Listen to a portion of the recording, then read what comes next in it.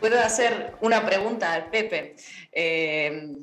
Unos meses antes ganó Gustavo Petro en Colombia, Gabriel Boric en Chile. Te quería preguntar, ¿este es el regreso de la ola progresista a Latinoamérica? ¿Se retoma con la idea de la patria grande o esta vez es diferente? No, yo creo que es otro momento, otra circunstancia. Y querida, a la idea de la patria grande le faltan más. Yo no he visto manifestaciones por la patria grande. Es un sueño intelectual que tiene muchas razones y sobre todo para el mundo que se nos viene encima, porque no existimos los latinoamericanos y no encontramos puntos de referencia de juntarnos, vamos a estar regalados en el mundo que viene. Se está construyendo unidades, pero no nos dejemos llevar por lo que deseamos.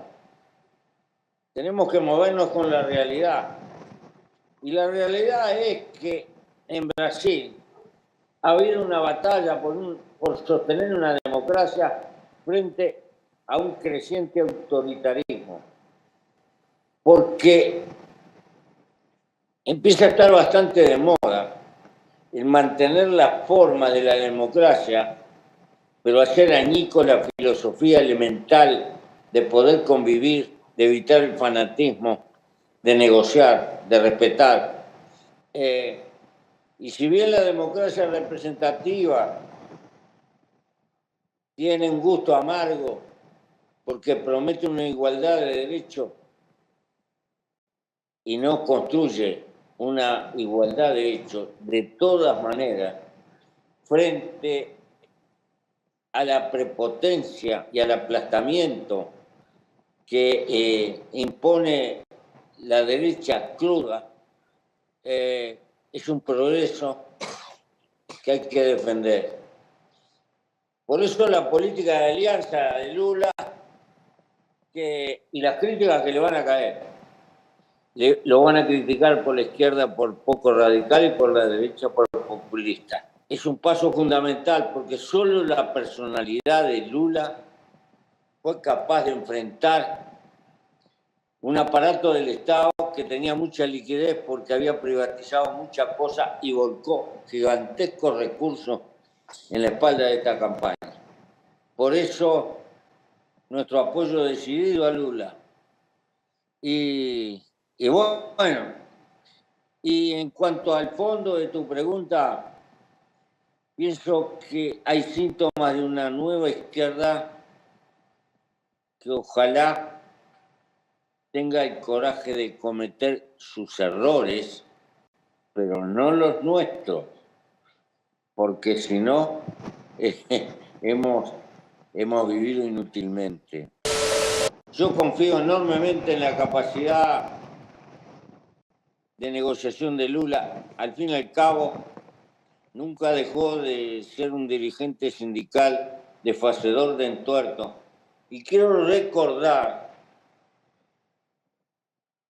que nosotros no tenemos una idea clara de cómo funciona el Parlamento en Brasil, que poco tiene que ver con nuestras realidades. Está lleno de partidos locales, estaduales, que tienen intereses propios y por momentos el Parlamento brasilero parece más una bolsa de valores que un parlamento. Porque cuando cualquier ejecutivo quiere sacar algo, aparece por abajo de la mesa la negociación. Sí, yo te lo voto, pero me tenés que hacer un puente, me tenés que hacer esta carretera, esto y el otro. Y eso va a estar presente, porque esta es una realidad en calzoncillo del sistema político brasileño que algún día superará, pero por ahora es un dato de la realidad. Y además, la gente y hasta los prohombres cambian de partido como cambiar de camiseta. Nosotros no estamos acostumbrados a ese fenómeno, y es probablemente que esto por un lado sea una amenaza para Lula y por otro lado también una posibilidad. Lula tiene una enorme preocupación por la política internacional y cada vez la ve más como uno de los ejes fundamentales de la política nacional. No puede concebir la política interna sin los reflejos y las relaciones y la incidencia del mundo internacional. Y esa es una diferencia abismal que tiene con Bolsonaro. Bolsonaro miraba para adentro solo. Lula mira hacia adentro mirando hacia afuera y se da cuenta que las vinculaciones y las relaciones en este mundo son inevitables y hay que dedicarle un capítulo importante. Desde ese punto de vista, creo que es un paso adelante. Y tiene muy clara conciencia Lula que los latinoamericanos hoy, en el mundo de hoy, concretamente, ni pinchamos ni cortamos. Y es una de las asimetrías peores. Y estoy seguro que va a hacer todo lo posible para que en alguna medida América Latina tenga alguna presencia y alguna incidencia negociadora en el mundo. Recordemos que Lula es uno de los facedores del BRIC, que quedó relativamente congelado en el tiempo, pero está ahí, y que no acepta intelectualmente la vuelta del mundo a una situación de guerra fría. Por el contrario, tiene voluntad política de mantener vinculación con todos los países y todos los frentes, pero fundamentalmente con los latinoamericanos. Así que desde ese punto de vista diría que nuestra situación de latinoamericanos un poco al costado se va a revertir un poco por la actitud de Lula y espero que haya un acercamiento hacia México por lo que representa López Obrador, por lo que significa México y por una especie de distancia histórica que ha habido siempre entre México y Brasil. Lula es consciente de eso. Pepe, hablando de las preocupaciones internacionales de Lula, hoy justo hubo una nueva votación en la ONU contra el bloqueo de Estados Unidos a Cuba y todo el mundo, como siempre, votó a favor de levantarlo, salvo Estados Unidos e Israel, con abstenciones de Ucrania y Brasil, de Bolsonaro. 30 años el mundo votando en contra del bloqueo, 30 años Estados Unidos vetándolo, y Lula en campaña decía que el mecanismo del Consejo de Seguridad de la ONU, el sistema de vetos, está obsoleto y que el mundo necesita sumar a más países y rechazar el derecho a voto. ¿Qué opinas de esa propuesta y qué alternativa se podría crear ya con Lula y con esa alianza entre México y Brasil a la ONU? Estoy de acuerdo con Lula, pero quiero recordar que Chancho Flaco sueña con maizales gordos. Una cosa son los deseos y otra cosa la realidad. Y para cambiar la realidad se necesita fuerza. Y para tener fuerza tenemos que estar mucho más juntos. A Brasil solo no le da la nafta y por supuesto al resto menos. Tal vez si logramos un margen superior de concertación, podemos incidir en esto, en ciertos rumbos de la economía. Este es el desafío que tienen las nuevas generaciones por delante. El bajar a tierra el concepto de integración, pero no creer que es simple. Hay que recrear una cultura y va a llevar su tiempo y necesariamente mucha lucha.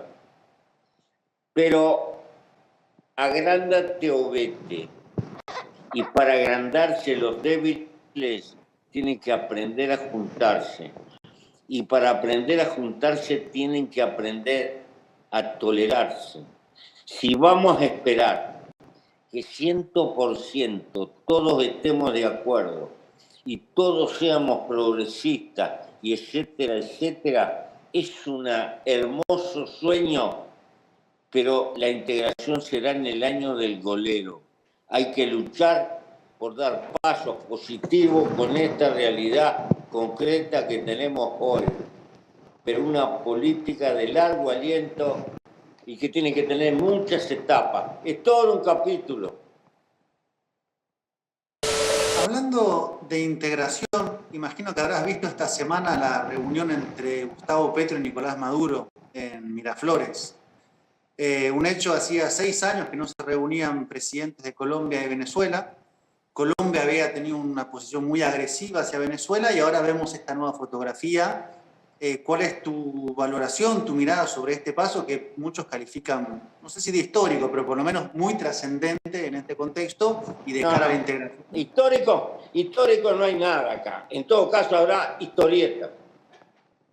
Porque a cada rato decimos histórico y nada. Un poco de historieta puede haber. Colombia y Venezuela son medio como nosotros con la Argentina.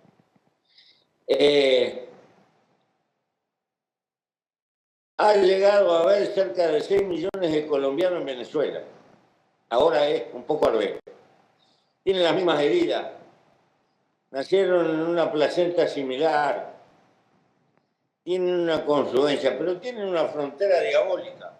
Si no hablan, están locos. Y si no acuerdan, están locos. Se necesitan mutuamente. Y me parece que es razonable. Y recordemos que Venezuela es horrible, pero no tan horrible porque tiene petróleo ahora y Estados Unidos precisa petróleo y entonces le bajó los decibeles de horribilidad porque los imperios acomodan la vista de acuerdo a sus intereses. Esto es más viejo que el agujero del mate, pero convendría no olvidarlo.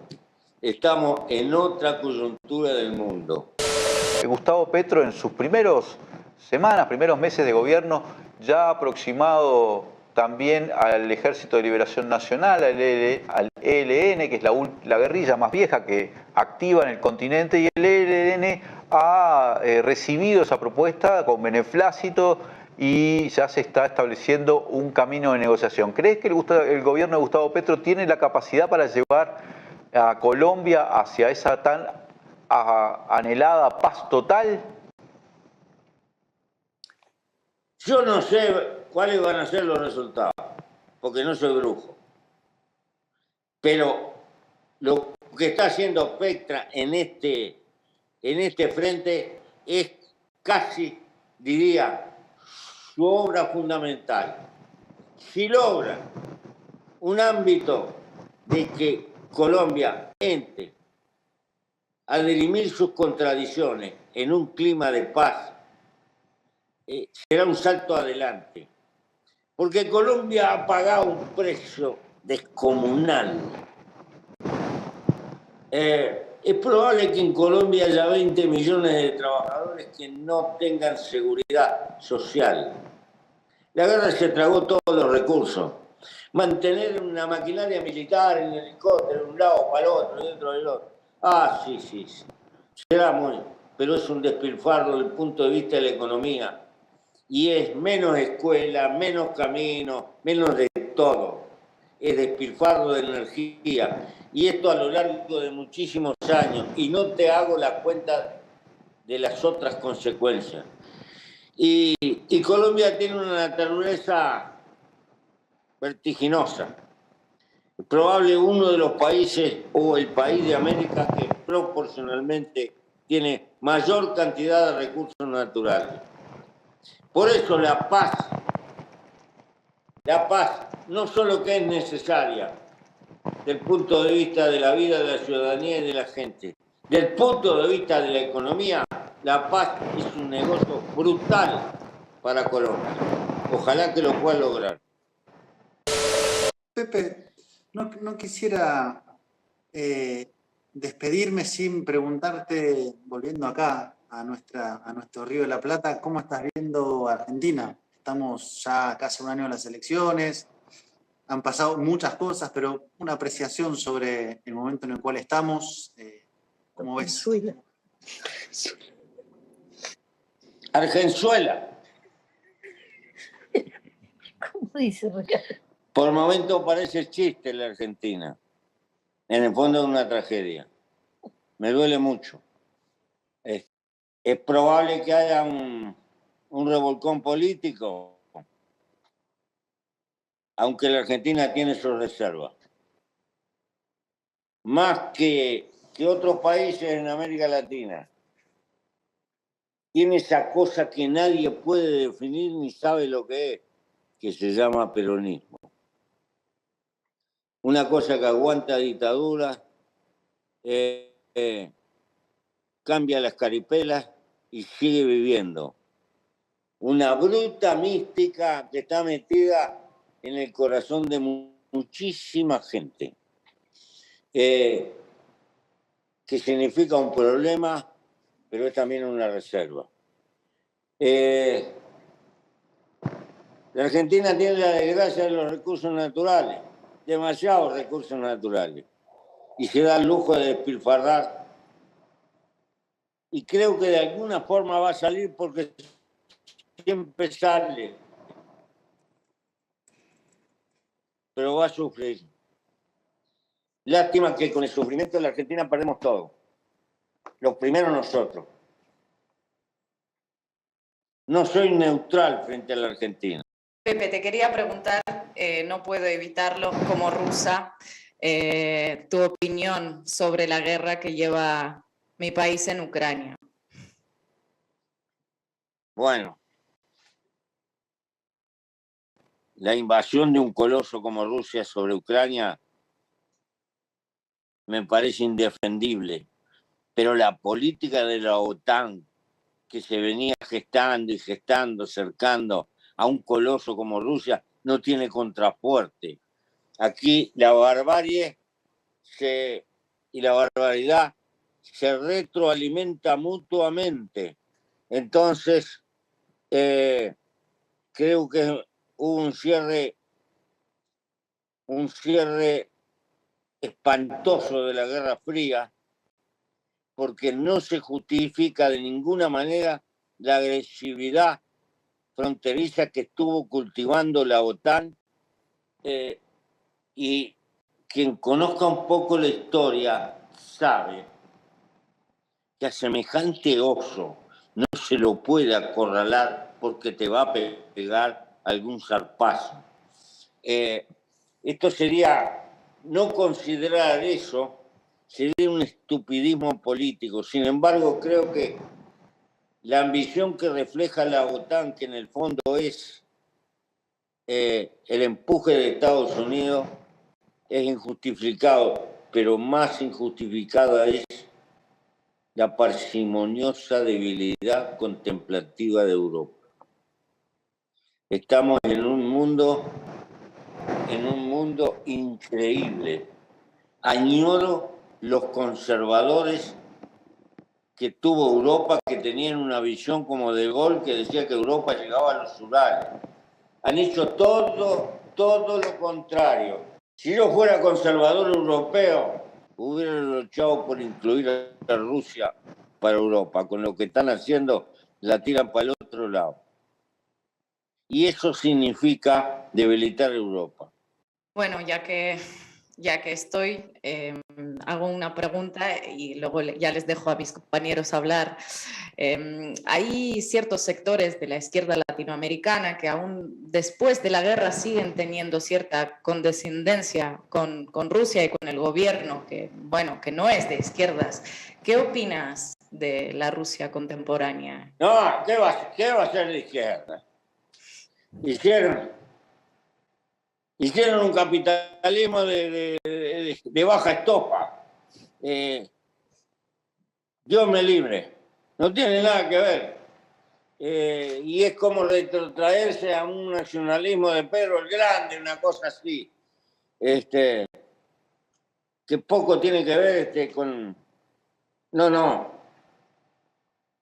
Mi inquina con la política de la OTAN de ninguna manera significa condescendencia con la política de Rusia. Pero Rusia tampoco va a poder escapar a la geopolítica y por lo tanto, mientras Rusia se desangra y Ucrania, Estados Unidos hace negocio y Chinito crece. ¿Cómo ves en los progresismos actuales? ¿Cómo ves su situación? Porque hay como una distancia entre lo que se genera de expectativa y luego lo que se logra hacer. ¿Cómo nos ves? Sabiendo que no hay muchas respuestas que buscar en otro lado, tal vez. Esta no es una respuesta que tiene respuesta a la vuelta de la esquina. Coyunturalmente estamos en un momento aparentemente progresista en América Latina. No sé si pasado mañana África no está más adelante que nosotros. Tenemos una idea demasiado ombliguista. Sinceramente, en África se han tomado algunas medidas que no nos animamos nunca a tomar en América Latina. Y la mitad de la humanidad, para cuando tú tengas mi edad, va a ser África. Así que este mundo fosilizado y estable que queremos es un mito. Europa va a terminar café con leche. Así como suena, café con leche. Lo que estás viendo en las selecciones de fútbol no es otra cosa que una vanguardia. El mundo no va a quedar como se nos antoja a nosotros, tampoco como se le antoja a la derecha.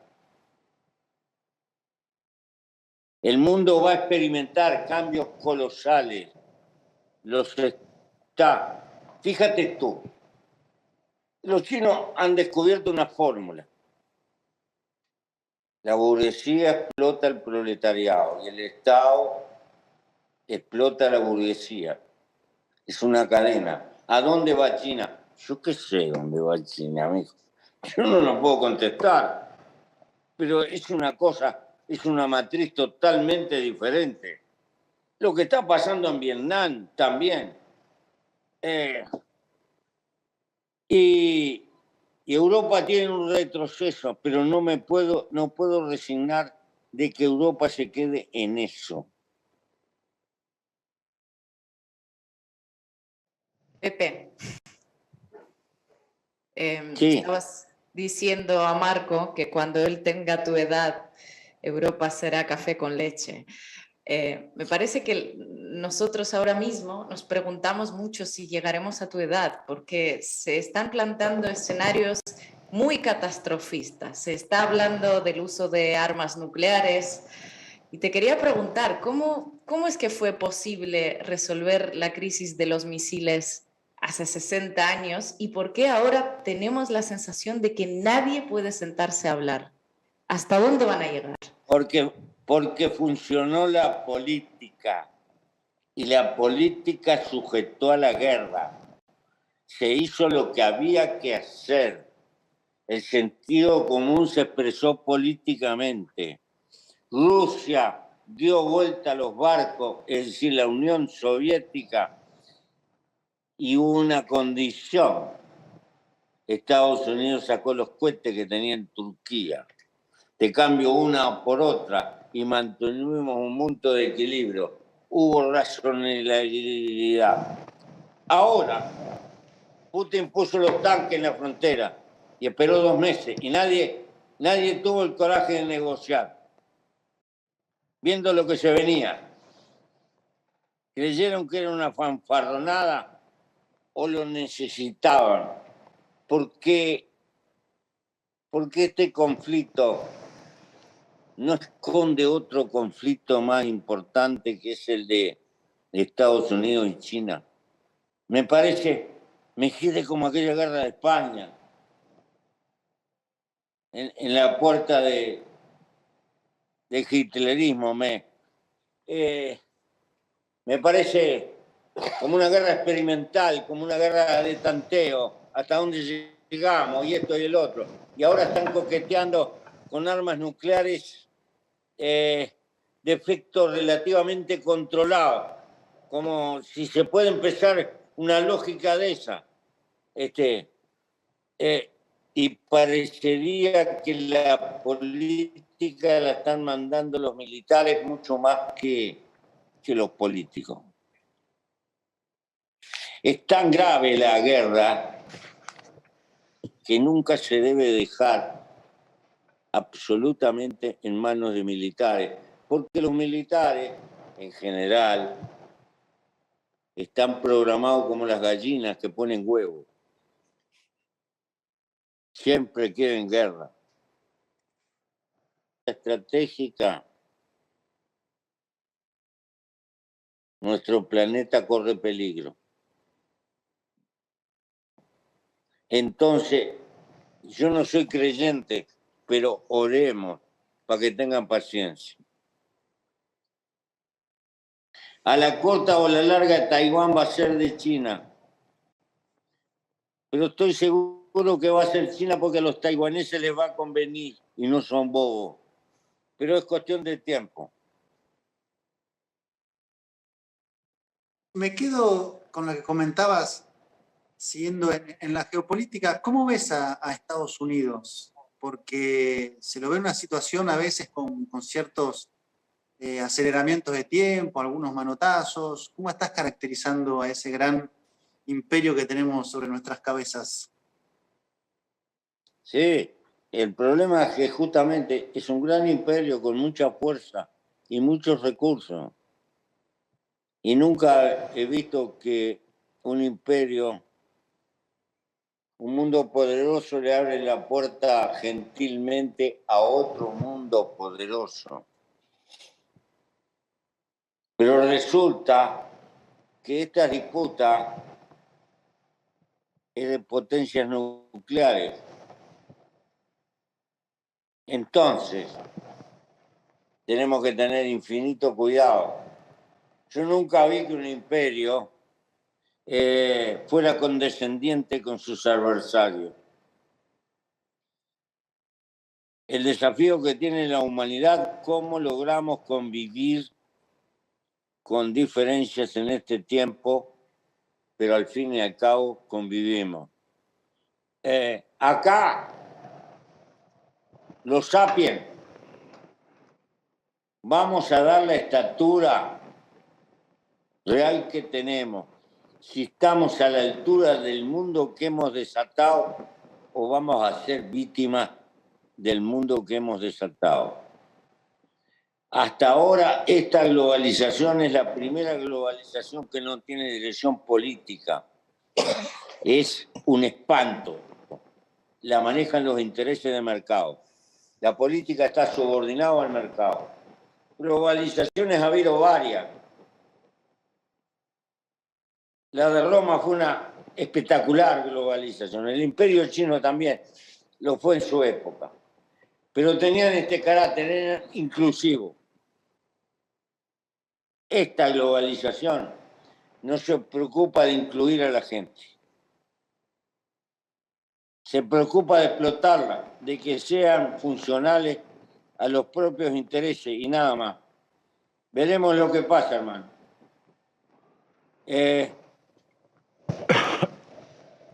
Lo único que te puedo decir es lo de Tirso. Cuando pienso que me voy a morir, tiendo la capa y me acuesto a dormir. Estamos observando en el mundo una derecha, muy de ultraderecha creciendo, tanto en Europa como en América Latina, y con capacidad de movilización de masas. Ese es un fenómeno que, ¿cómo se explica? ¿Cómo se explica ese renacer de una derecha de características casi fascistas o que nos retrotrae a la mitad del siglo XX, ¿no? ¿Cómo lo explicás vos eso? No, yo no le encuentro explicación, pero creo que es un producto de la etapa en la que estamos. Hay una enorme ansiedad cultural de carácter consumista, metida por la presión capitalista y por la cultura necesaria de la acumulación, la gente nunca estará conforme, ni nunca será suficiente. Y las clases más populares, cuando logran un aumento de sus circunstancias, nunca lo atribuyen a las medidas que pudieron haber tomado los gobiernos, sino que le dan un carácter personal o de epopeya o de individualismo. Es decir, hay un retroceso en el campo de la solidaridad y una afirmación de la salida individual. Es coherente con parte de la cultura del tiempo que nos toca vivir. Mi generación tendió a pensar que el mundo cambiando las relaciones de producción y distribución. Y nos equivocamos de aquí a Pando. Porque si no cambia la cultura, no hay cambio. Y un cambio cultural es más difícil que un cambio material. Entonces, mientras nosotros trabajábamos en la idea programática del razonamiento, el capitalismo fue avanzando y avanzando en el manejo de los resortes emocionales de la conducta de las masas y ha impuesto una cultura que está presente por todas partes, aún en las reacciones de gente que se cree que piensa de otra manera. Sin embargo, su conducta está muy atada precisamente por esa cultura favorable a la acumulación que ha ido recreando el sistema. Quiere decir que estamos en el medio de una batalla de largo aliento, porque estamos viviendo una etapa mentirosa. Si 7.000 millones de personas creen que pueden vivir con el nivel de derroche que viven las sociedades acomodadas, precisamos 3 planetas y la naturaleza nos va a pasar la raya. Esta es la cuestión. La humanidad se ha transformado en un agente geológico por primera vez. Hoy los desequilibrios de la conducta humana influyen en la estabilidad y en la salud del planeta. Bueno, esta es una batalla de largo plazo y que va a costar mucho y que vamos a pagar un precio fuerte. Y va a haber arreboladas hacia la izquierda y brotes de la derecha. Es inevitable. En mi concepción actual, el término derecha e izquierda son muy modernos, son hijos de la Revolución Francesa. Pero para mí han existido a la larga de la historia de la humanidad. Una de las características que tienen estos movimientos de ultraderecha que han surgido en diferentes países, ya te decía, en Estados Unidos, en Brasil, en Europa, es que parecen tener una pata social también en los sectores populares, en sectores que antes estaban mucho más próximos a la izquierda. Es algo que se ve, por ejemplo, en España. ¿Te parece que eso revela también errores de la izquierda, que tiene dificultades para conectar con sectores obreros, sectores humildes, tradicionalmente más cercanos a las ideas progresistas? Lo que pasa es que la izquierda, en sus círculos dirigentes, fundamentalmente, no puede escapar a lo que son las sociedades actuales.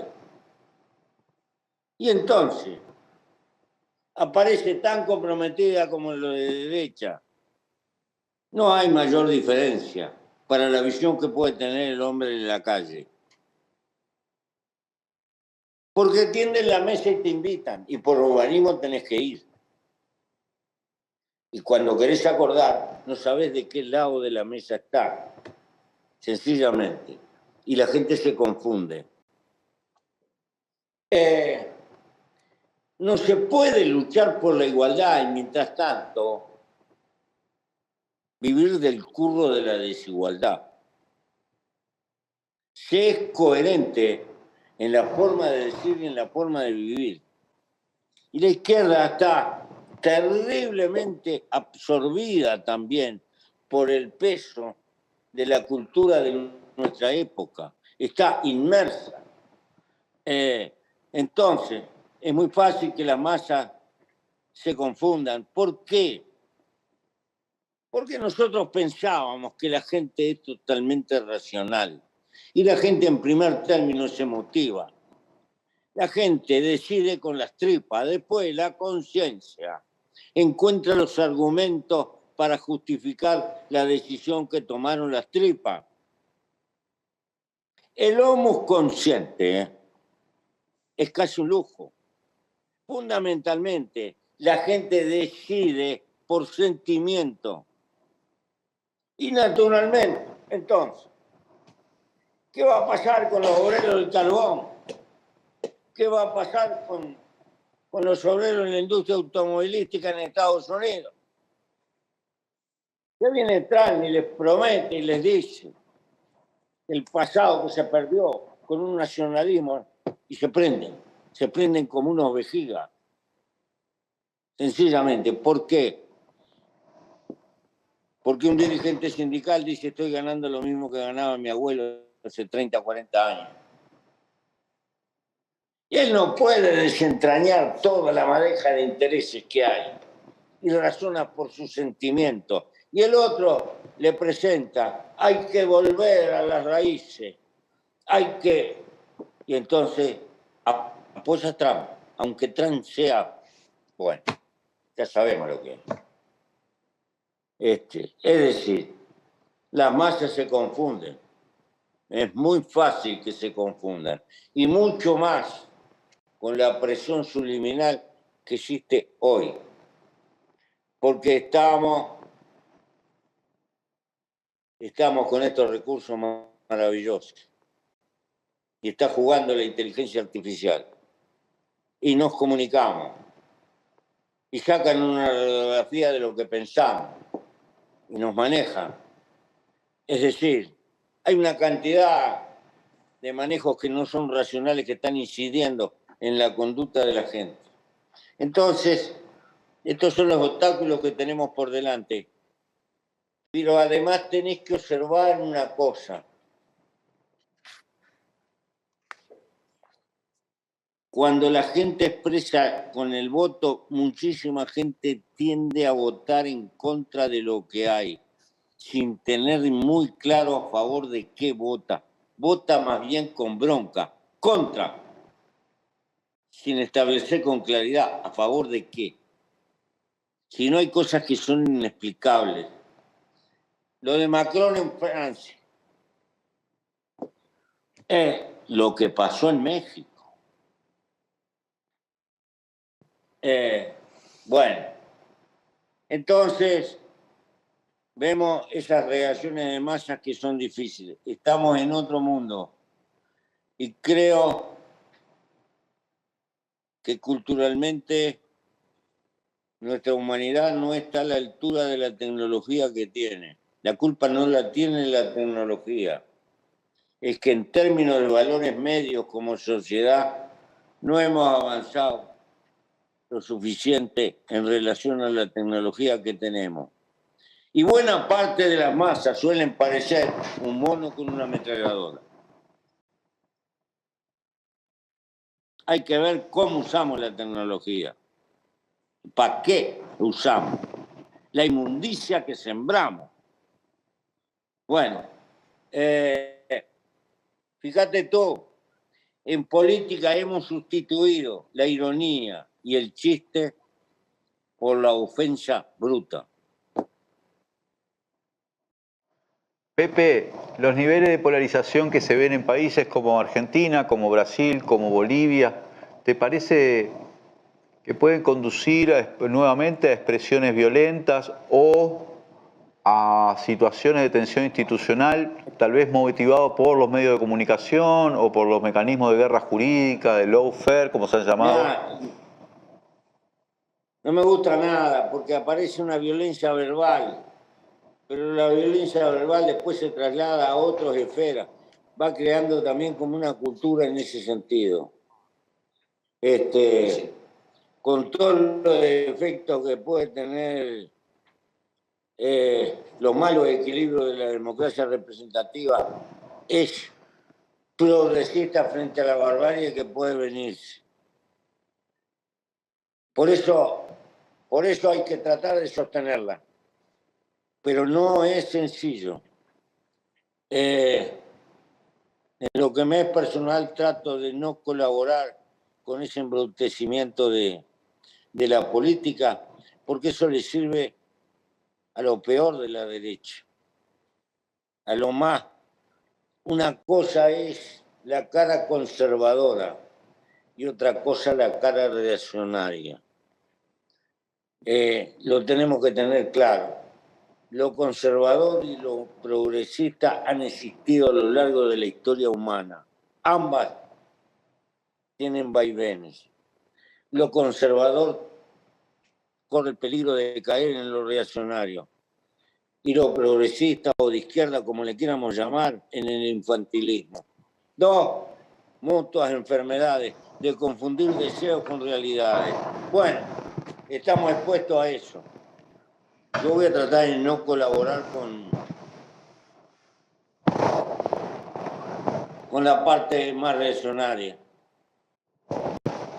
No colaborar con la parte reaccionaria. Con esta lección nos quedamos hoy y vamos a dejarle al Pepe descansar. Muchísimas gracias por esta entrevista. Acá toda la comunidad de Macondo te manda saludos y también a la compañera Lucía. Y gracias por estar acá con nosotros hoy. Bueno, muchas gracias a ustedes. Les doy un abrazo. Y sigan soñando. Pero hagan algo mientras sueñan, ¿eh? No se crucen de brazos.